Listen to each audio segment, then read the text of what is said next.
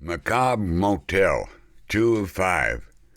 February 1976, Elkmont, Tennessee. On a rare, warm, and sunny winter day in Elkmont, I sat down on a chair in the enclosed backyard of the Yellow Brick Motel, confused, with blood on my hands and clothes. A detective was asking me questions as he put handcuffs on me, and I was trying to recall what happened. So I began to trace back my steps in my mind. In order to understand how I ended up in this situation, I would have to do my best to remember as many details as possible. So I decided to start from the beginning, and I began to relive the events which led to me being arrested. The detective agreed to take the handcuffs off if in return I write in detail the events as they come to me. Without hesitation, I grabbed the pen and notepad he handed me and started writing. I purchased the motel from an older man who was intent on selling the building and moving to Florida to retire. Look, this motel does really good business, but I couldn't sell it to you in good faith, not without telling you that several people were murdered here last year, I recall the old man saying while trying to get a read on my reaction. My reaction was enthusiastic in the sense that I'm a writer and could surely come up with the story all while running the motel. Although I was excited to make the purchase, I let on like the thought of the murders frightened me.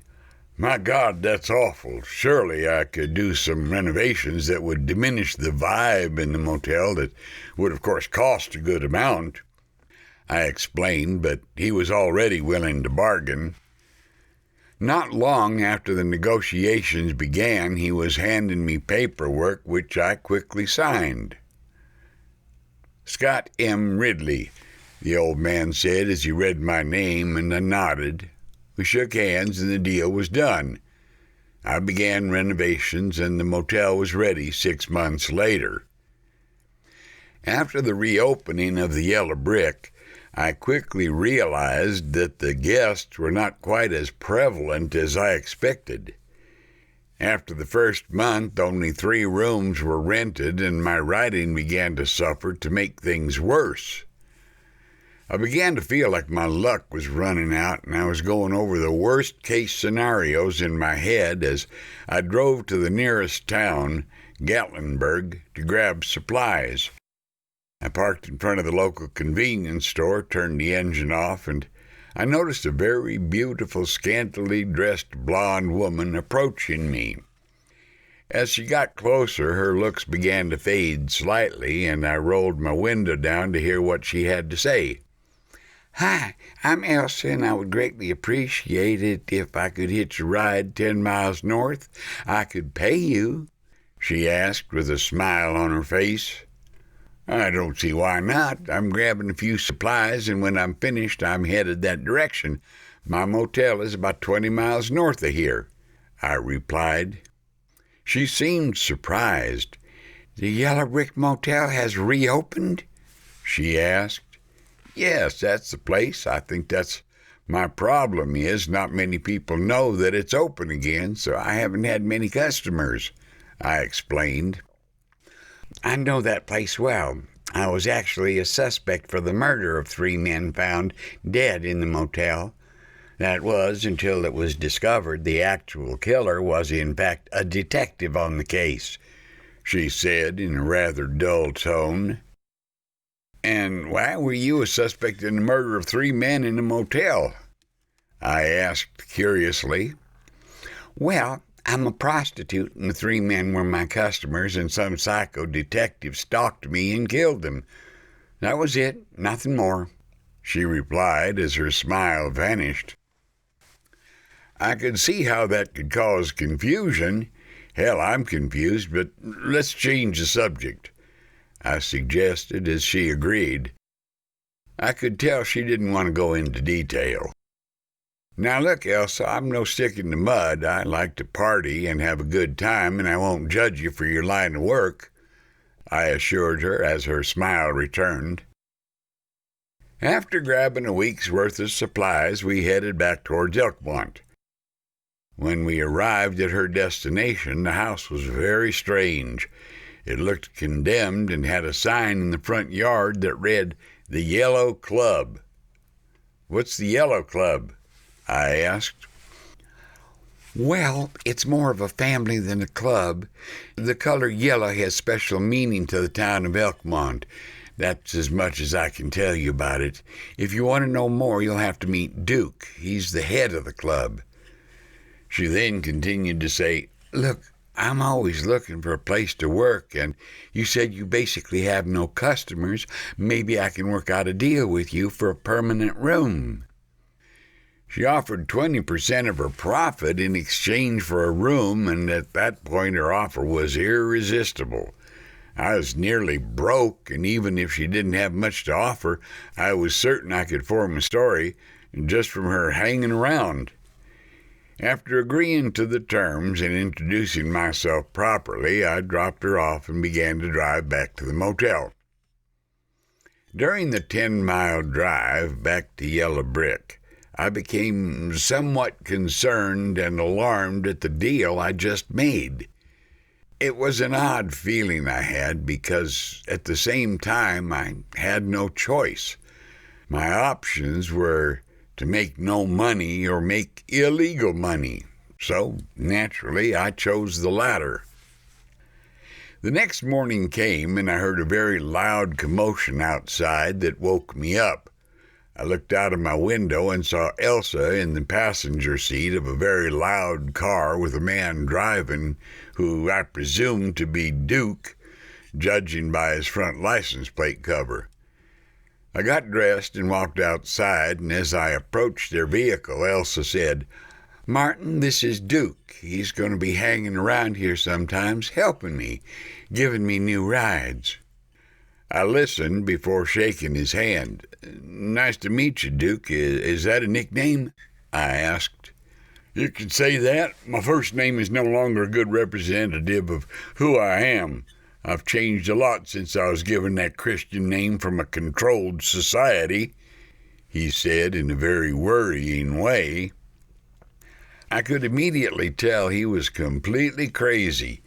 He had the eyes of a madman and the confidence of a heavyweight boxing champion. "It was nice meeting you, Duke. I have to run. I left some water boiling.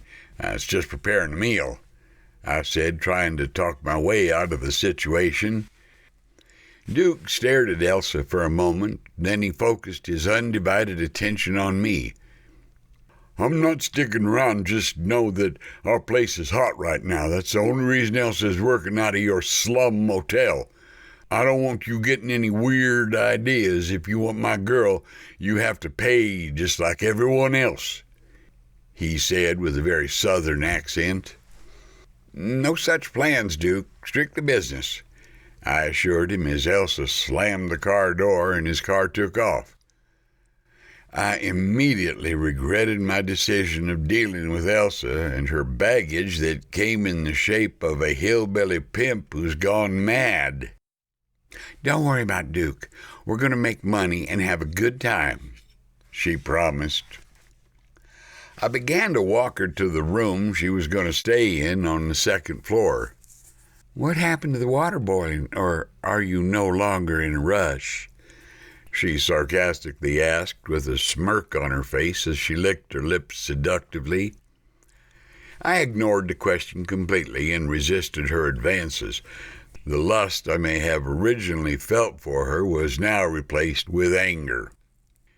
"You should have told me you have a pimp. My understanding was we were going to do business together. You never mentioned a third party," I explained as her sole focus seemed to be aimed at seducing me, like she had a one-track mind. After showing her to the room, I gave her a key and told her how to reach me if needed. Later that day, a car arrived with 3 college kids, their eyes dilated and faces red and swollen like they just had a weekend of hard partying. "How much is a couple room, man?" one of them asked while fumbling his words slightly. $20 will get you boys 2 rooms for the night, I replied. They talked it over amongst themselves for a moment and then agreed. I gave them 2 rooms on the 3rd floor directly above Elsa's room, which must have been how Elsa knew they were there. She came to my office to question me several minutes after the guest arrived. "How many nights did them college boys pay for?" she asked. "1 night. Why, do you think they would be interested in your services?" I responded. She looked at me, and I began to feel her true power. When we locked eyes, I felt like I entered a trance-like state. "Wouldn't you want my services?" she asked in such a confident manner that I felt obligated to agree. She sat down in the chair next to mine and gave me 5 very tiny square pieces of yellow paper. "That's LSD, acid. I got them from Duke. He has tons of it. You said you liked to party," she insisted. I took the acid, and about 30 minutes later the wallpaper in my office became wavy. The colors brightened. Elsa took her shirt off, revealing a bra wasn't present, as she began to stand up to take her pants off. I became excited and got up to help her before following her lead. We made our way to the couch and had sex for what seemed like hours, but was more like 20 minutes. When we finished, I looked around and nothing seemed the same. This was my very first time doing a drug other than marijuana. I felt like I was in a different reality and somehow connected to this total stranger. Her eyes were mesmerizing, and her body didn't seem to have a single flaw. She was perfect. As she began to get dressed, she said, "I have to go to my room. I will be back later. Don't have too much fun while I'm gone." I was stuck, completely frozen in time. I couldn't even speak. I remained like this for several hours, it felt like, but I no longer had any sense of time. I closed my eyes and had a terrible dream that something bad happened to Elsa and I had to catch the people responsible. That was the last thing I remembered before I blacked out. When I woke up, I was lying in Elsa's bed, covered in blood, and she was nowhere to be found. I began to panic and immediately headed back towards my office.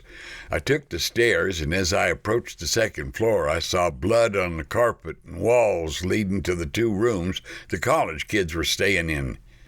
When I neared the room, I could see all 3 of the young college men lying on the floor, dead, with an incredible amount of blood everywhere, as I fainted and hit my head on the wall, which knocked me unconscious. I remember flashing back and forth into reality and noticing Duke came back to the motel, and it seemed he was plotting against me with Elsa. From there, Duke stood over me and watched with amusement as I crawled on the floor and struggled with reality. Elsa was examining me as she began to say, "You wanted to know about the Yellow Club? Well, now you know it all. I am the force in your mind that drives your actions. I am your leader, and you do as I say. You see, I don't work for Duke. He works for me, and now you do too." She began to explain to me the importance of sacrifice and reincarnation as she promised me eternal life among the gods for following orders. It was some sort of hypnotizing she was performing on me, and when the process was over, I suddenly lost all control. She was in charge of my mind. Instantly, I started to have graphic flashbacks of me entering the room of the 3 college kids when I began to beat them with a sledgehammer, as I felt no emotion at all. I wasn't even present in my mind. It was like all Elsa had to do was think it, and her thoughts would become my actions. That was everything that I remember, and as crazy as it sounds, it was the truth. I began to cry as I handed the paper to the detective, who grabbed it anxiously and began to read what I wrote. He read for several minutes and crumpled the paper up. "You want me to believe this shit?" he said while laughing. "You're a sick, twisted fuck. Elsa is dead. She was killed last year by her ex-boyfriend, Sonny." As he finished his sentence, I began to hear a woman also laughing. It was Elsa. She was somehow still in my head. The prison I was taken to is outside of Elkmont, about 150 miles away. The day I left Elkmont was the last time I heard her voice in my head. I was at least free of that. Many years later, I read a story in prison that said Elkmont had become a ghost town. Rightfully, so I thought.